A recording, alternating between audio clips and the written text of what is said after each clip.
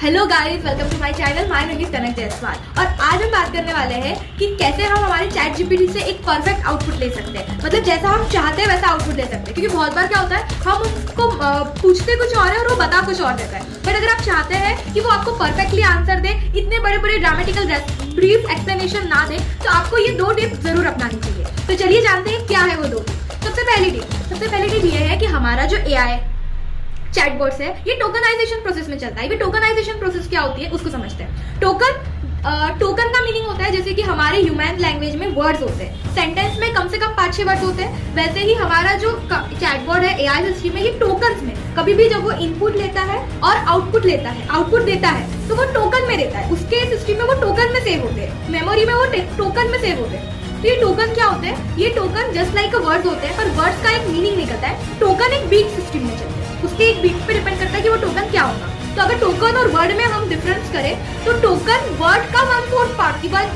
या 1/3 पार्ट होता है। फॉर एग्जाम्पल कनक, मेरा नाम कनक है।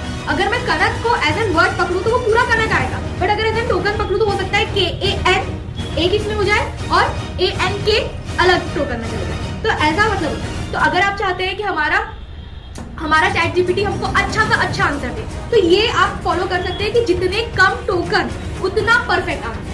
आप अगर उसको बोल दें कि मुझे इतने टोकन में आंसर चाहिए, तो वो आपको कम टोकन में परफेक्ट आंसर देगा। क्योंकि कभी कभी हमको क्या लगता है कि हम उसको शॉर्ट में आंसर बोले तो कहीं वो हमको कुछ इन्फॉर्मेशन भूल तो नहीं जाएगा। आप उसको क्वेश्चन वही दीजिए, पर एक टोकन की लिमिट सेट कर दीजिए कि हमको इतने टोकन में आंसर चाहिए, तो आपको परफेक्ट आंसर देगा।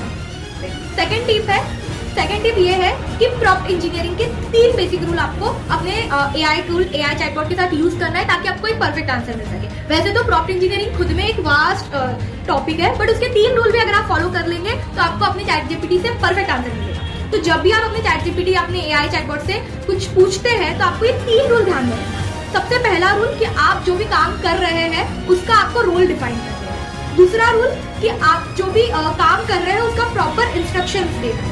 और तीसरा कि आपको टोन डिफाइन करना है। क्योंकि फॉर एग्जांपल मैं इसका एग्जांपल लेके बताती हूँ कि मेरे चैट जीपीटी के साथ में मैं सुबह कैजुअल वे में बात कर रही थी कि मेरे को कैप्शन डालना है, मेरे को बर्थडे कैप्शन डालना है, तो उससे मैं कैजुअल बातें कर रही थी। बट उसके बाद में जब मैंने उसे ईमेल के लिए कहा तो उसने वही कैजुअल फॉर्म में मुझे ईमेल लिख के दे दिया। अगर मैं वो ईमेल नहीं पढ़ती और कॉपी पेस्ट करके भेज देती तो नुकसान मेरा ही होता था। तो आपको क्या करना है, आपको जब भी आप उससे कुछ क्वेश्चन पूछते हैं तो आपको ये 3 रूल सेट कर देना है कि उसका रोल क्या है, उसका काम क्या है और उसको किस टोन में आंसर देना है। अगर आप ये तीनों चीजें प्रॉम्प्ट इंजीनियरिंग की फॉलो करेंगे तो आपको चैट जीपीटी से या कोई भी चैटबॉट से बेस्ट आउटपुट मिलेगा। ये 2 टिप्स को फॉलो करिए। होप सो आपको ये वीडियो आपके लिए हेल्प